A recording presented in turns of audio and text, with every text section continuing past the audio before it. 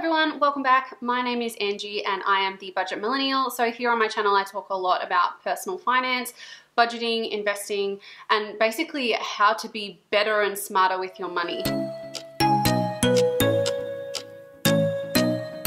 So today's topic I'm extremely passionate about. I think that anybody at any age really should have a clear-cut understanding of what a budget is and how to use it to benefit themselves. If you have not done so already, please make sure that you do click that subscribe button down below and smash that like button as well, because obviously that really tells YouTube that I'm doing the right thing and that you are enjoying my videos.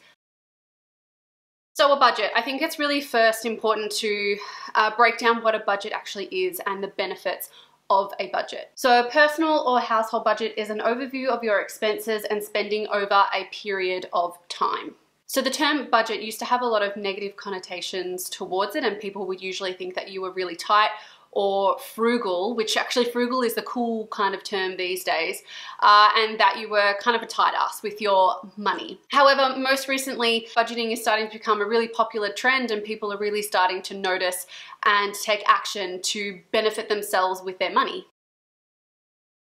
So the first thing that I want to actually talk about is, well, why even have a budget? Okay, so you've got an income, but why do you actually have to budget your money? Well, the things that you need to ask yourself is, do you have any financial goals? Do you have things that you want to achieve, especially if they require money? So do you want to go on a holiday? Do you want to buy a car? Do you want to buy all those like expensive clothes?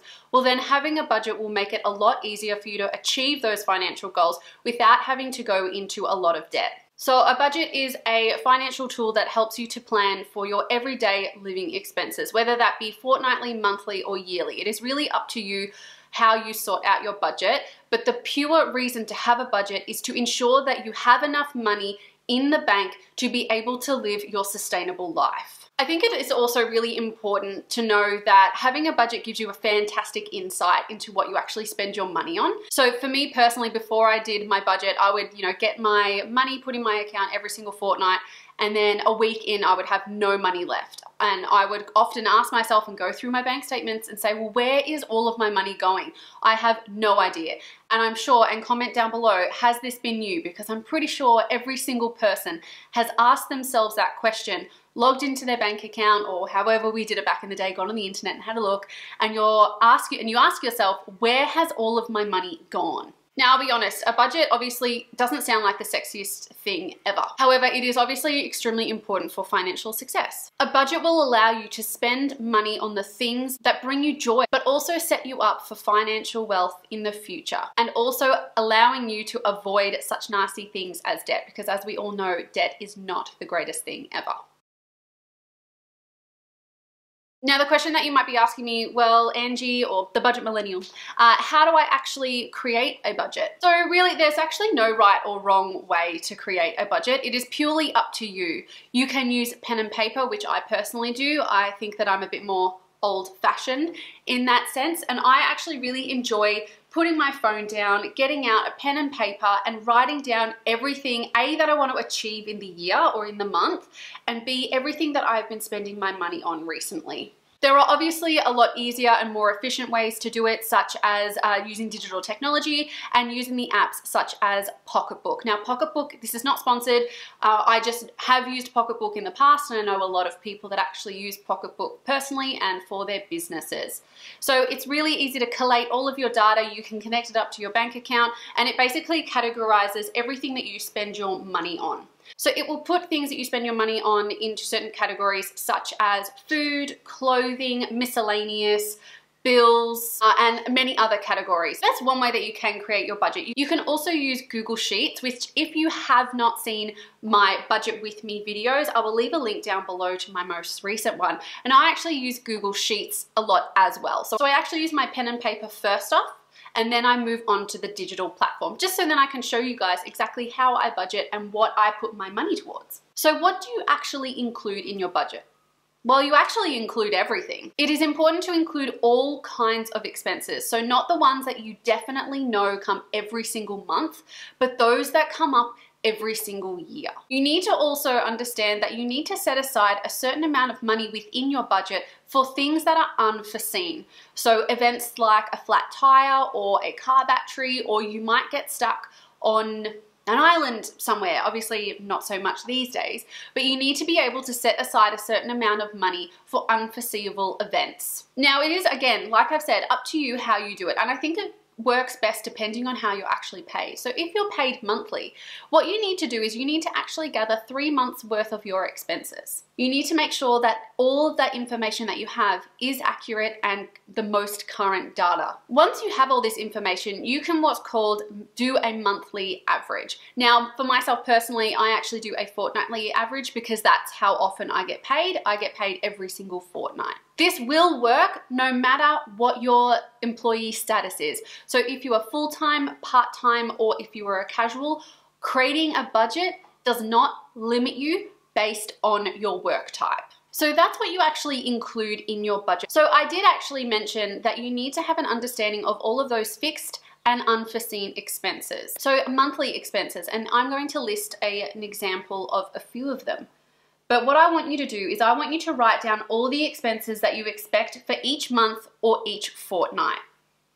These could include rent or mortgage repayments, insurances, credit card repayments, groceries, petrol, utilities, eating out, entertainment, savings, self-care, phone bill, internet. These expenses can be accessed from your bank accounts. So every single time that you spend money, your bank, well, depending on the bank that you're with, will tell you exactly what you're spending your money on. And if you are using something like Pocketbook, it will automatically categorize your expenses for you. You need to be able to gather at least 3 months worth of data. Why? Well, because this will give you a better and broader understanding of what you're actually spending your money on.